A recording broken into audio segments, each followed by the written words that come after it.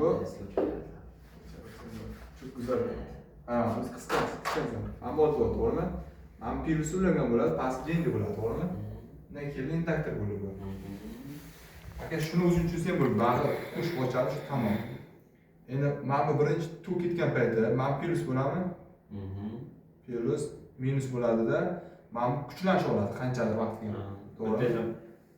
Qanot oqib o'tyapti, ko'payishni boshlayapti, to'g'rimi? Qanot ko'payishni boshlayapti, hisobiga nima bo'lyapti? Bitta magnet hozir. Bu volt rise bo'lyapti. Misol uchun deylik mana bu 10 volt bo'ldi, to'g'rimi? Mana bundan katta kuchlanishib ketdi. 10 voltga bormay. Shunday ulab qo'yasizmi? Shundan endi masalan yo 6 voltgacha chiqadi xolosmi? Yo bu уже to'liq o't bo'lgandan keyin 0 volt bo'ladi. 0 volt bo'lamaydi tamom. Yo'q, sen qisqacha tushun nazariyasini, nimaga bo'layotganini. Keyin sen aytayotganing hozir mana buni yoqib o'chirishga bog'liq. Chunki mana buni qancha tez yoqib o'chirsang, mana induktor boyagi taymga bog'liqki, juda katta kuchlash hosil bo'lishi mumkin bunga qisqa vaqt ichida. Shu taxminan 10 volt bo'ldi deylik, prosta. Keyin mana bu o'chgandan keyin mana qutu almashadi, to'g'rimi? Mana minus bo'ladi-da. Mana bu plus bo'ladi. Mana bu plus minus bo'ladi-ku. 10 volt, hozir 10 volt kelyapti shu. Xohlasang 3 voltda.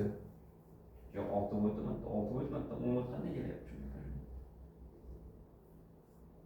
10 voltmi? 10 volt mana bu yerda qisqa vaqtga uzyapti-ku. Hali uzmadik hozir. Endi ulaganimizda hozir. Endi uladik 6 volt, to'g'rimi? Qara. Albatta hech narsa bilmay qolmaymiz. Mana bu yoqildi induktor, to'g'rimi? Birinchi DC ga nima bo'ladi? O'zini kuchlanishi bo'ladi. Aytmoqchi bo'lganim, mana bu promil his qiladi o'zini. To'g'rimi? Qachonki mayda switch uziladi-ku, switch uzilgan paytda qisqa vaqt ichida 10 volt hosil bo'ladi. Bu 10 volt bo'lmaydi, o'zi 6 volt bo'ladi, to'g'ri. Chunki o'zini DC da tutadi. Mana switch taq uzilgan paytda mana voltaj ko'tariladi. O'shanda ko'tarilgandan keyin yana bitta bu tomon oqishni boshlaydi-ku. Shunda mana minus, mana plus bo'ladida, ketma-ket batareya hosil qoladi. Plus minus minus sirkutga misol uchun deylik mana bu plus minus bo'lsa, xuddi shunday haligi ham plus minus ulangan qoladi. Shu 10 volt mana hisobiga hosil bo'layotgan. 10 volt formulasi ayni qarab. Ko'payt induktor o'zi bo'ladi. Di taqsim dt. Oddiy tushunarsiz so'rayapman. Oddiy tushunarsiz. Bo'ldi mana. Tushunarli. Короче, mana shu mana qancha qisqa vaqt bo'lsa, mana bu 0.necha sekund bo'lib ketadi, to'g'rimi? Hisob-kitob qilib ko'rsang, ana shu paytda katta spike bo'ladi. Bu prosta voltaj kuchlanish bo'ladi-da, yana tiq o'tgan paytda mana bu revers yana o'z holida qaytadi-ku. Keyin qo'shilib ketadi. Mana shu narsa bu narsa. Nimaga senga siz savolni to'g'ri bering. Siz kuchlanish deyishingiz kerak edi. Bahromiddin, kuchlanish deyish. Volt, siz voltaj deb yotibsiz ikkalasini ham odam chalkashtirib.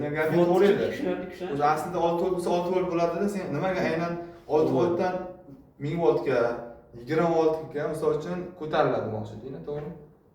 Sababi shu. Mana bu. Shu siz savol to'g'ri berishsiz, siz 6 voltlik DC da nima uchun kuchlanish birdaniga o'yin bo'ldi deyishingiz kerak. Chiroyli savollar bering o'shda. Tushunadimi? Men qanday tushundim bu? Siz 6 volt o'zidan o'zi qanday qilib o'yin volt bo'ldi?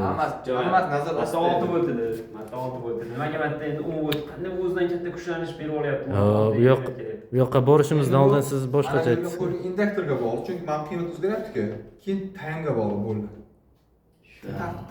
Taq o'zi ochib o'tgan paytda katta narsa hosil bo'ladi, katta voltaj.